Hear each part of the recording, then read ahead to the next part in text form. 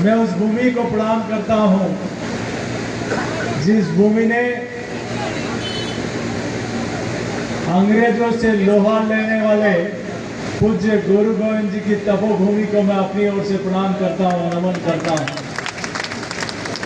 मैं उस भूमि की ओर से नमन करता हूं, इस पावन धाम को जिस चित्तौड़ की मेवाड़ की धरा ने मुगलों को परास्त करने के लिए कभी झुके नहीं, कभी समर्पण नहीं किया और कभी संघर्ष किया, मेवाड़ को कभी पराधीन नहीं दिया। तो इस पावन भूमि में, इस मानगढ़ धाम की पावन भूमि को मैं अपनी ओर से वंदन करता हूं, अभिनंदन करता हूं। मैं नमन करता हूं माता त्रिपुरा सुंदरी की इस पावन धाम को, इस भूमि को जहां देश दुनिया से लोग जिस स्थान को नमन करने आते हैं। मैं नमन करता हूं माओ जी महाराज की उस भूमि को जिन्होंने आधुनिक बिजली की कल्पना वर्षों पहले कर दी थी। डोरी डोरी दीवो बड़े, ये कहावत बहुत पहले यहाँ के लोगों ने इसकी शुरुआत कर दी थी। मैं उस पावन भूमि को नमन करता हूँ। मैं पांडवों के वनस्थली गोटिया अंबा धाम को नमन करता हूँ और यहाँ के देवतुल्य जनता को भी नमन करता हूँ जिन्होंने इस कांग्रेस रूपी भ्रष्टाचारी सरकार को उखाड़ फेंकने का संकल्प इस पावन भूमि पर हजारों की संख्या में लोग इकट्ठा हुए हैं। और आज तो मुझे कह रहे थे कि टेंट भी छोटा पड़ गया, आते आते वो टेंट लगाना पड़ गया। यह आप राजस्थान की सरकार का टेंट उखाड़ फेंकने का एक संकल्प लेकर आए हैं। मैं आपके बीच में बहुत सारी बातें हमारे पूर्व के वक्ताओं ने की है, बहुत सारे विषय मेरे पूर्व के वक्ताओं ने आपके सामने रखे हैं। मैं तो इतना जरूर कह सकता हूँ कि आज राजस्थान को सरकार को उखाड़ फेंकने की जो संकल्प आप सब लोग यहाँ लेने आए हैं, उसके कारण क्या है? इस जनता में आक्रोश किस बात का है? इस जनता में 4.5 वर्ष में सिर्फ और सिर्फ वादा खिलाफी की। लेकिन मैं धन्यवाद देता हूँ, मैं जिस पार्टी का कार्यकर्ता हूँ उसी पार्टी ने पहली बार इस जनजाति क्षेत्र को एसटी का दर्जा, शेड्यूल ट्राइब में टीएसपी का दर्जा देने का काम किया। तो भारतीय जनता पार्टी के भैरव सिंह जी शेखावत साहब की सरकार ने। मैं धन्यवाद देता हूं देश की दुनिया के लोकप्रिय नेता आदरणीय नरेंद्र मोदी जी को, जिन्होंने भगवान बिरसा मुंडा जयंती को जनजाति गौरव दिवस के रूप में मनाने का निर्णय किया। मैं आभार प्रकट करता हूं आदरणीय प्रधानमंत्री नरेंद्र मोदी जी को, जिन्होंने पहली बार आजादी के इतने वर्षों तक नवोदय केंद्रीय विद्यालय खुले, लेकिन 60-70 वर्षों में जितने केंद्रीय विद्यालय, नवोदय विद्यालय नहीं खुले, उससे ज्यादा एकलव्य मॉडल स्कूल खोलने का काम अगर किसी ने किया तो दिल्ली के नरेंद्र मोदी जी की सरकार ने किया। और अभी इस बजट में एक ऐतिहासिक निर्णय किया कि जैसे स्वामी विवेकानंद मॉडल स्कूल भारत सरकार ने खोले, लेकिन इस साल राजस्थान सरकार ने ऐसा लगाया जो दूर दूर से कहीं ट्रांसफर होके आना चाहते हैं वो वहां ट्रांसफर करा लेते हैं। लेकिन अभी केंद्र सरकार ने, मोदी जी की सरकार ने कहा कि वहां अच्छे अध्यापक लगाने का काम भी भारत सरकार अपने खर्चे पर करेगी। ये इस बजट में निर्णय भारत सरकार ने कर लिया। ये इस धरती पर गुरु गोविंद सिंह विश्वविद्यालय पहली बार अगर किसी ने खोला तो भारतीय जनता पार्टी की सरकार ने खोला। और सबसे बड़ा फैसला अभी नरेंद्र मोदी जी ने माही की नहरों को सुदृढ़ करने के लिए, मरम्मत करने के लिए करोड़ों रुपए भेजने का काम किया। एक बार नरेंद्र मोदी जी की सरकार के लिए जोरदार ताली बजाकर अभिनंदन करें।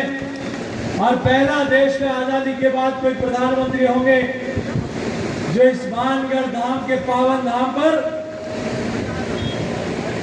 पहली बार कोई प्रधानमंत्री मत्था टेकने आया। उन्होंने स्वतंत्रता सेनानियों को, उन्हें क्रांतिवीरों को श्रद्धा सुमन करने आए तो उस व्यक्ति का नाम है नरेंद्र भाई मोदी।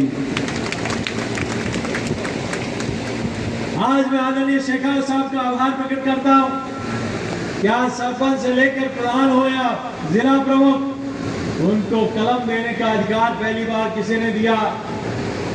क्या इस वंचित वर्ग के अधिकारों की लड़ाई लड़िए, आप सक्षम बनिए, आप खुद निर्णय लेने का अधिकार करिए। और पहली बार पंचायत राज में आरक्षण देने का काम अगर किसी ने किया तो पूर्व मुख्यमंत्री आदरणीय भैरव सिंह जी शेखावत साहब ने किया।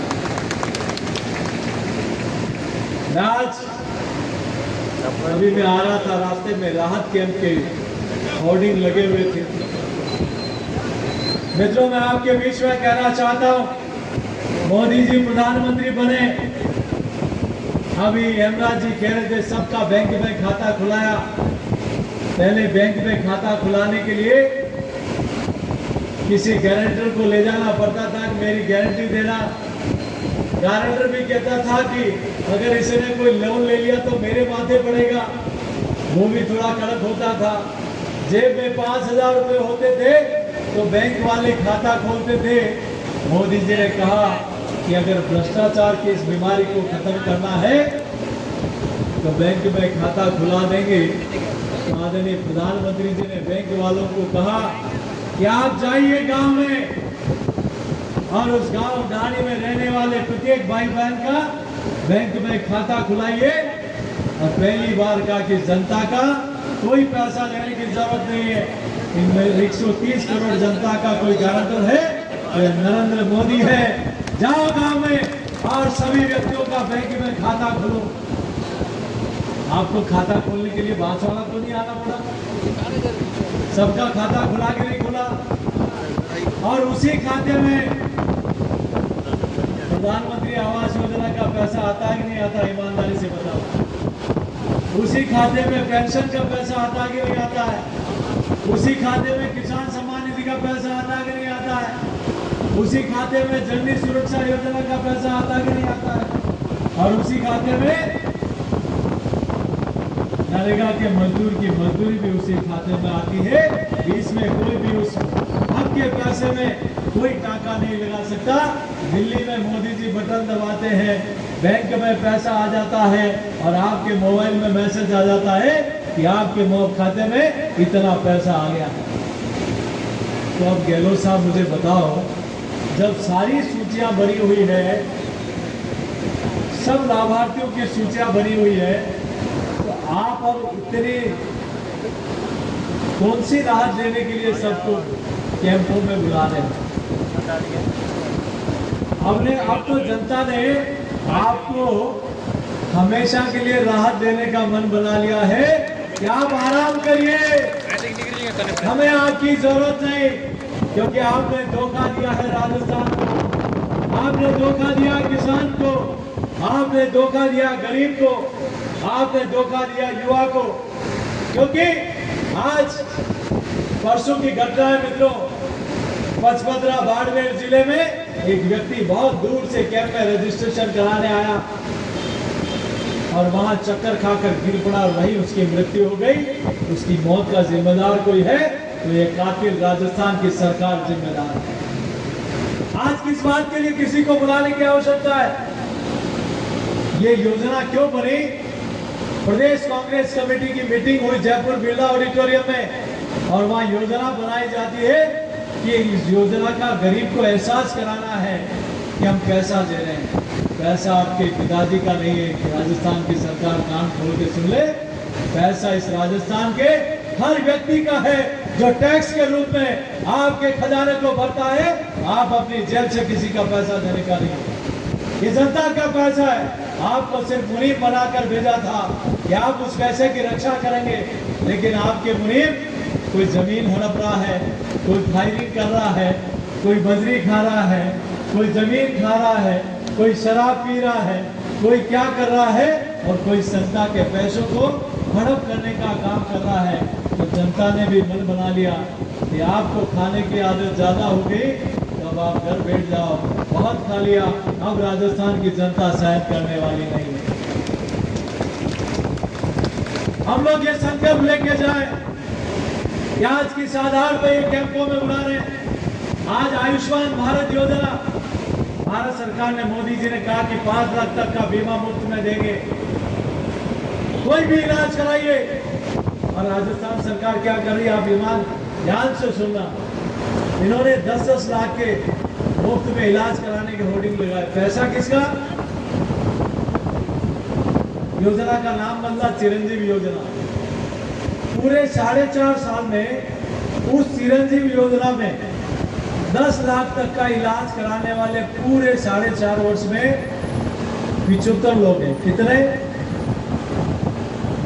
आपको आश्चर्य हो रहा होगा ना। होर्डिंग कितने लगा दिए, कितने करोड़ों रुपए का जनता का पैसे की बर्बादी कर दी। आप उज्ज्वला योजना में लाभार्थियों को 500 रुपए दे रहे हो और आप पेट्रोल डीजल में लाखों रुपए हमारी, आप वैसे मोटरसाइकिल कौन कौन चलाता है ईमानदारी से बताना। आप गुजरात में, हरियाणा में, उत्तर प्रदेश में सब जगह पेट्रोल डीजल का पैसा कम है और यहाँ की गहलोत सरकार आपसे 8 से 10 रुपया ज्यादा वसूलती है। आप बताओ कि आपसे, आपकी जेब से 10,000 रुपए निकाल के गहलोत साहब के रैंक में आपकी जेब में 5 रुपया रख रहा हूँ, तो ऐसी धोखेबाज सरकार को उखाड़ फेंकना है कि नहीं फेंकना है? इस धोखेबाज सरकार को फेंकना है कि नहीं फेंकना है? मैं आपको इतना आपके बीच में कहूंगा, जहाँ बिजली की बातें इन्होंने कही, फसल खराबे की बातें कही, मुझे कभी एक पत्र, शादी का एक पत्र मिला कि मुझे लोन लिया है और मैंने गहलोत साहब के घोषणा के चक्कर में लोन जमा नहीं कराया, आज मेरी जमीन कुर्क होने की कगार पर है। आज अगर किसान की जमीन कुर्क होने का जिम्मेदार कोई है, ये राजस्थान की सरकार है।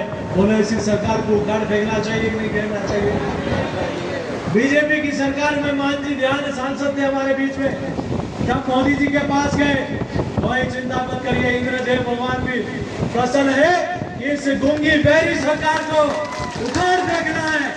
एक दिन गिले हो जाएंगे तो कोई फर्क नहीं, लेकिन ये रोज रोज जिस प्रकार से सरकार राजस्थान की सरकार को, राजस्थान की जनता को परेशान करने का काम कर रहे, वो हम बर्दाश्त नहीं करेंगे। बीजेपी के राज में गिरदावरी में ईमानदारी से फसल खराबे का पैसा मिला कि नहीं मिला?